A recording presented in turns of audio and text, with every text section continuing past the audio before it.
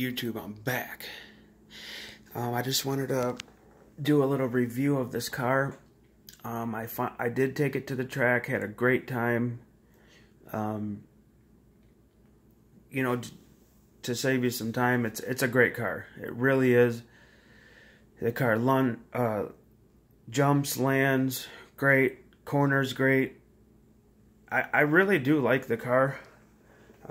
I think it is better than the other models that they've made previously.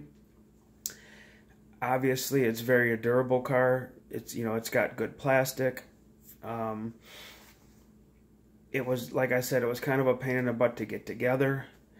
But now that it is together and I had the opportunity to run it at a small indoor clay high bite track, man, it was good. It was fun too. I was really impressed. I mean, the only thing that I changed the day that I was there was the kit calls for 37.5 weight in the front and then 40 in the back.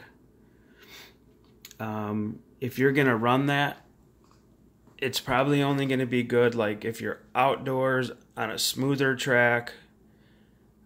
Not even smooth, it just depends on how hot. If it's really hot outside, like if you guys are in California or somewhere down south in the middle of summer, that might be good. Me, it's Michigan, and it was only like 40 degrees yesterday, and I put 35 in the back, no, 35 in the front.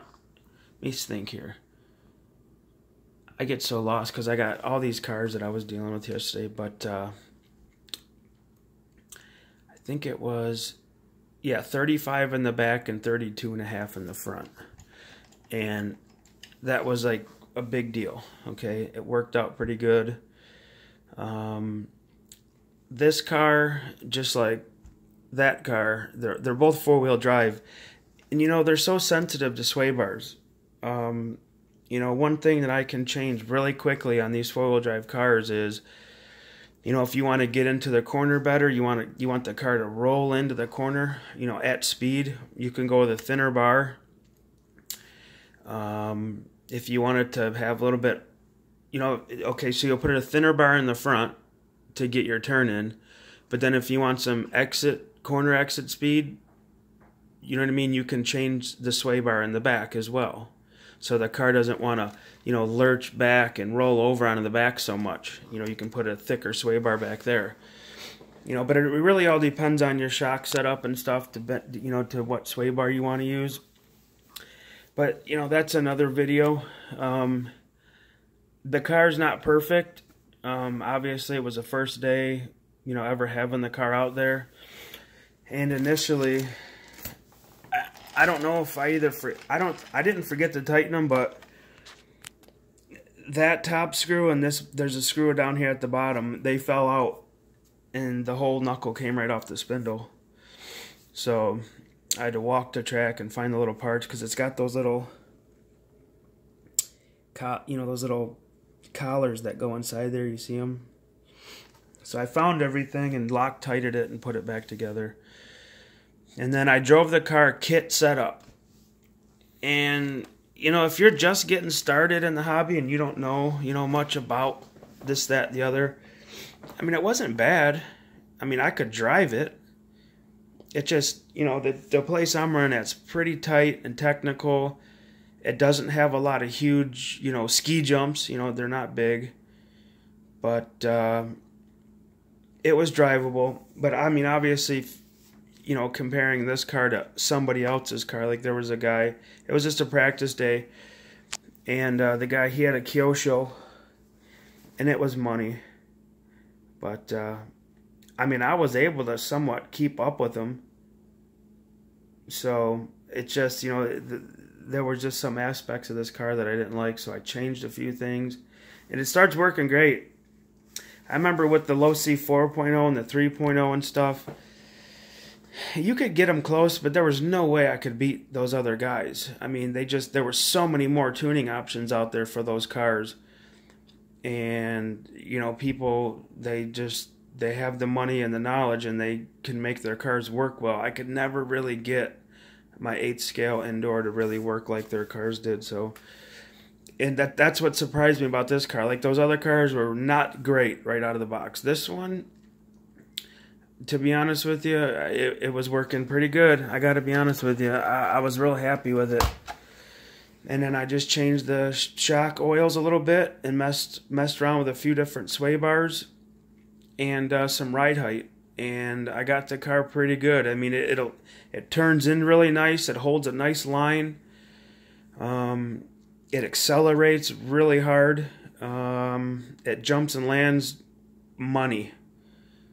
So I'm real happy with it. I was running these tires initially, but you know, they're not the best tire. I remember when these tires first came out, I mean, everybody just like praised them and, you know, just went on and on and on about, okay, they're not that great. They're not terrible, but they're not great. These tires right here work the best on 8 scale, in my experience. The AKA typos, they come pre-mounted. And the why I like them so much is these AKA's foams, the red AKA foams, they're somewhat soft, and they're money as soon as you run them. Like when I run these cars with Proline tires, because there's a certain track that I run at that really only Proline rubber works for, because it's a little bit dusty and somewhat grooved. And when you run the Proline foams, it takes a while for them foams to kind of settle in and soften up a little bit. They're really hard. So I typically mount all my Proline tires for these on J Concepts Dirt Tech foams. And that they still need to be broken, but it doesn't take so long. And the J Concepts Dirt Tech foams last quite a while. It seems like the Prolines are only like, they're not good, and then they're good for just a little bit, and then they're blown out. So, but as far as getting a tire that works right off the bat, it's the AK Reds. But they do kind of go dead after a while. But yeah, these were working excellent. And I went as far as running these just on the front to get some steering, and then running these on the back to get the car to kind of turn better before I got into a lot of the other stuff. But once I got the car reasonable as far as just consistent lap times, I'm running these all the way around. And these are working great. And another thing is too, is with these smaller cars, these 10 scale cars, especially this one is very sensitive to little changes. So if I add a washer here, or I change the ride height here, or whatever, it makes a huge difference. This car and this car, in order to get one thing to happen, you might have to change like 2 or 3 things. I mean, they're not so, you can make a change on this and it doesn't affect it as much. Same with this. You almost have to do a whole rebalance of everything. So if I change something here, I'm more than likely going to have to change something up here to get it all to work. So, yeah, I mean, at the end of the day, I think that you know, because I heard a few things about the car. Like, one thing is it's somewhat hard to set the ride height with this car, because let me show you something about how these roll centers work with these really long shocks. Is you can almost see how the wheels have to push out and then down. Watch the wheels on the bottom. See how they slide in and out? They almost change the track width of the car. So it's somewhat hard to set the ride height. So I was just getting to the point where, you know, I didn't really want to mess with it, because I knew it was going to be somewhat of a losing battle just trying to get that to work for me. So you just take it out on the track and adjust your shock collars to where you like how the car handles and drives. You know what I mean? Whatever it ends up at is what it ends up at. So, like I said, the car was working great. I was really impressed, to be perfectly honest with you. And it's a real forgiving car. The 4.0 and the 3.0, you know, those cars were, it's either they steered too much or they didn't steer enough. I could never really get that car perfect like I could other kits. So it's almost like one of the, those Losi buggies is almost like you had to drive the car constantly. And it was just tiring. This one, it's very, very predictable. It's really smooth. It handles really good. I really do like the car. I'm gonna be honest with you. And what I like about it the most, and the thing that I thought was the biggest pain in the ass in the beginning was that servo, how it's mounted on that brace. But let me tell you something right now, guys. The braking is super consistent and smooth, and it almost feels like electric. If you guys never ran an 8th scale electric buggy, one of the big pluses besides, the instant power is the braking. You've got consistent, smooth brakes all the time, and this car has that as well. So, eliminating a lot of the flex and that servo mount that they used in the past, even using the brace that they had on the 4.0 between the radio tray and the center diff, that helped. But this is like night and day. They've got friction material on the actual brake pads. The caliper, the actual rotor is, a good heavy metal. It's not vented. It's a solid piece. And you can tell that it's been surfaced and stuff, so it's very abrasive. They work great. So that was one thing about this buggy that I really, really liked was the brakes. The brakes are money. And like I said, the drivetrain was kind of, it wasn't really rolling that great, and all that stuff when I first got the car together was like binding up a little bit because of those brakes and stuff. But after about 5 tanks, I can take my finger with the motor out. If the motor's out of the car, because I had this thing apart last night just cleaning it, you can just roll it like that and it'll just roll. So I think they did a good job on the car. To be honest with you, I don't know how competitive it is. Losi had this buggy for like a year before they released it to the public, and all the guys that have been driving it haven't been doing very well with it. And I don't think it's because they don't have enough time with the car. Let's just quit bullshitting. These guys are pretty good. And if I can get something like even this one can be a pain in the butt. But I'm going to tell you right now, this is the best two-wheel drive car I've ever bought. A B6.1D. This car is money. It's so easy to drive, it can make even a guy like me, your average club racer, never won nothing, you know what I mean? I can get into the A main, but at the bottom, you know what I mean? And this car makes me consistent. It gets me into the A mains, even at big club trophy races. This car was a pain in the butt to get going initially. And I worked on this car for a long time, like a long time, to get it to where it is today. And these cars are both really good. Indoor club, high white clay. But this car, it was just good right away. But I have a lot more experience in nitro. So, I grew up with 8 scale. I grew up with nitro 8 scale. I dabbled in the electric 8 scale. I don't mind it. But it's one of those things where, we didn't want to see electric 8 scale come around because we knew that it would affect this in a negative way. And it's not a bad thing. But, I'm an 8 scale nitro person. And then I started getting into this just to kill time and, something to do while I'm, not messing with that in the winter. And this is fun, and it's working. But, you're racing against guys that have only ran 10th scale two-wheel drive buggy for like 20 years, and they're pros. And there's just no way. Even the smallest little thing like the shock seals. The friction and different, you know what I mean? There's so much, these things are just sensitive to everything, man. So, but I can't complain. The car is awesome. I'm running the Kyosho Gold Springs in the front and the Yokomo Orange in the back, which I'm not saying is perfect, but, another thing I used to do, and somewhat still do, I always ask people, kind of what they're doing if I get a little frustrated with something. And I know this sounds like stupid to say, but man, you got to do your own thing. Yeah, you can get in the ballpark with someone's advice, but it just might not work for you. I know a lot of guys that, get their cars to turn by, pushing brake, you know what I mean? They call it push braking.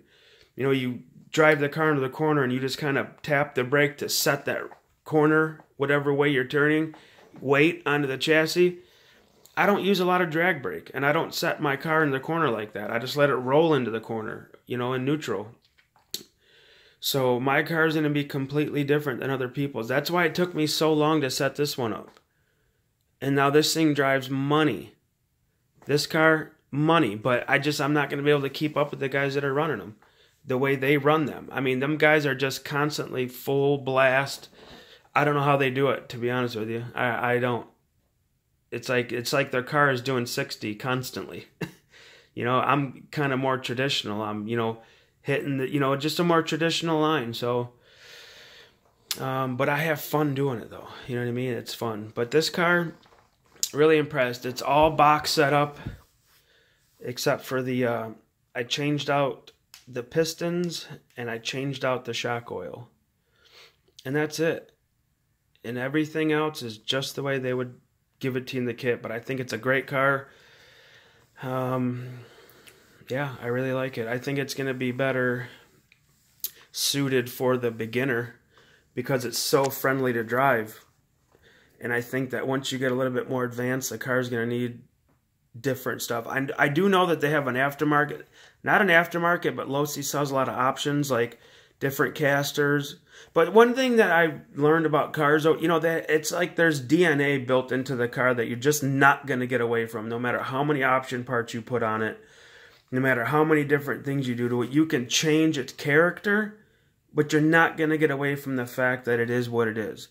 You know what I mean? So I can see why the pros probably didn't do so great with this car. I just don't think it's a super fast car. I think it's a very forgiving car. I think it's a really easy car to drive. But let's face it, a lot of the guys that go fast, their cars are not easy to drive. You know, and it's not easy to drive that fast. You know what I mean? They got them set up on the edge of handling. They got it set up on the edge of everything. But who knows? You know what I mean? I don't know. All I know is I see where these guys are placing with the car in, you know, world events. You know what I mean? People from all over the world are the best that the world has to offer. And, you know, they didn't do that great. I don't even know if they even got really into any of the, you know, high-level qualified mains or anything like that. I don't know. I didn't do any, you know, real background on it, but that's just what I heard, that a lot of guys didn't do good in qualifying. They didn't really get very far into the mains, so I don't think it's because they're not good. I don't think it's because the car isn't good. I just think it's because that this car really just doesn't have it in it. It's the way that's how I see it. So, but that doesn't mean that it's not good for the average everyday guy like me. I think it's the perfect car for me. I like it. I really do like this car. The brakes are awesome. The forward drive is awesome. The handling is good. It's really smooth and forgiving. I really like it. It's not hard to handle. I think it will take an average everyday guy and not turn him away from the 8-scale nitro market. You know, because like I said, the 4.0 and those other buggies, they were somewhat hard to drive. And you had to really work on the car to get it to work for you. And you had to learn how to kind of push and slide. This car doesn't push and slide around at all. You turn the wheel, it turns. You hit the brake, it stops. You pin the throttle, it goes. Other cars were a little different. You know, they would diff out or they would push into a corner and like push loose kind of thing. Everybody hates that. It grips, pushes, grips, and then turns the back end around. This car doesn't do any of that. The car drives great. I like it. But it's probably, like I said, it's probably not the fastest kit out there, but it's a very good kit. I love it. I'm going to work with it and see what we can get from there. All right, guys. Thanks for stopping by. This is just my little review on the buggy. I like it. I would give it 2 thumbs up, but I'm just going to give it 1 because I think that they're going to revise these kits and there's going to be, you know, Losi 8X 2. You know, whatever. They're going to make some changes for sure because they're not going to allow themselves to place that low in the world events. They're going to change some things. But we'll have to see what they do. And we'll upgrade this one and make some changes, and we'll go through all that all over again when they do. All right, guys. Have a good one. Later.